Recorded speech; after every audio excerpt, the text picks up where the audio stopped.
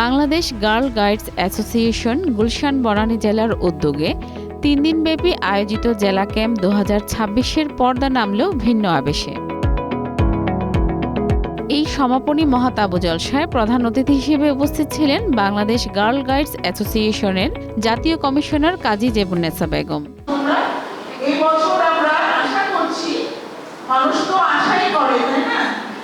আশা করছি যে একটা জাতীয় গাইড ক্যাম্প করবো এবং সেই গাইড ক্যাম্পে উনি বললেন 2000, আমরা হয়তো 2000 পারবো না, কারণ জাতীয় গাইড ক্যাম্প করতে হলে আমাদেরকে 5 দিন ব্যাপী করতে হবে এবং ডে নাইট করতে হবে।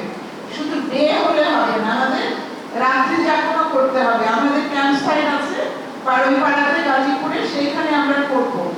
তোমরা কি যেতে চাও সেখানে? তো আমরা করবো। ঝড় বৃষ্টির মধ্যে বলে আসবে, ঝড় বৃষ্টিতে ভিজতেও তো মজা। একার বেলা যদি আমরা বাইরে ভিজি, কোনো সমস্যা আছে? আমি কিন্তু প্রতি বছর এই সময় বৃষ্টিতে ভিজি, কিন্তু প্রথম বৃষ্টিতে আমরা ভিজবো না। কেন?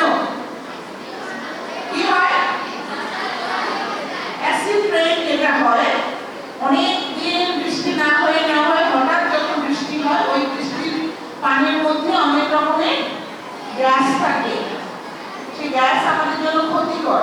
সেই জন্য আমরা একটা দুটা বৃষ্টি পার করে আমরা যখন খুব ধুমসে বৃষ্টি হয় তখন বিশেষ অতিথি হিসেবে উপস্থিত ছিলেন বাংলাদেশ গার্ল গাইডস অ্যাসোসিয়েশনের ডেপুটি জাতীয় কমিশনার ইয়াসমিন আহমেদ, গুলশান থানা মাধ্যমিক শিক্ষা officer Mohammad Omidur Rahman, Bangladesh girl guides অ্যাসোসিয়েশনের আঞ্চলিক কমিশনার রৌশন ইসলাম এবং বনানী বিদ্যানিকেতন স্কুল অ্যান্ড কলেজের অধ্যক্ষ ডক্টর মশিউর রহমান। অনুষ্ঠানে সভাপতিত্ব করেন গুলশান বনানী জেলা কমিশনার মেহেরুন্নেসা। ক্যাম্পের শেষ দিনে পূর্ব নির্ধারিত কর্মসূচি অনুযায়ী খোলা আকাশের নিচে বর্ণিল ক্যাম্প ফায়ার বা তাবু জলসা হওয়ার কথা ছিল, কিন্তু বিকেলে হঠাৎ নামা বৃষ্টিতে মাঠের কর্মসূচি ব্যাহত হয়। তবে প্রতিকূলতা দমাতে পারেনি অদম্য ওই কিশোরীদের। গার্ল গাইডের মূল মটো সদা প্রস্তুত এর সার্থক প্রতিফলন ঘটিয়ে তারা দ্রুত তাদের কর্মসূচি অডিটোরিয়ামে স্থানান্তর করে। খোলা মাঠের আগুনের বদলে অডিটোরিয়ামের ভেতরেই মোমবাতি জ্বালিয়ে তৈরি করা হয় এক মায়াবী পরিবেশ। এই বিকল্প ব্যবস্থায় অনুষ্ঠানটি ভিন্ন মাত্রার সৌন্দর্য এবং আনন্দের রূপ নেয়। আমরা যে মেয়েদেরকে শিখাই ক্যাম্পে হলো, আমরা কেন শিখাই, ভিতরেও তো আমরা সারা বছর ট্রেনিং দিই।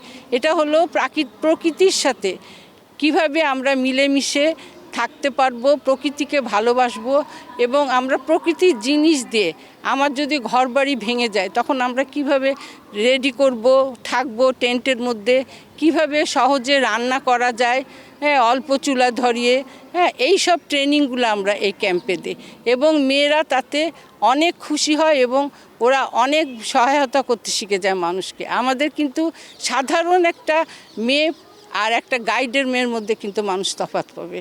এটাই আমাদের বড় কথা। আমাদের আদর্শ নাগরিক তৈরি করাটা একটা আমাদের বড় কাজ।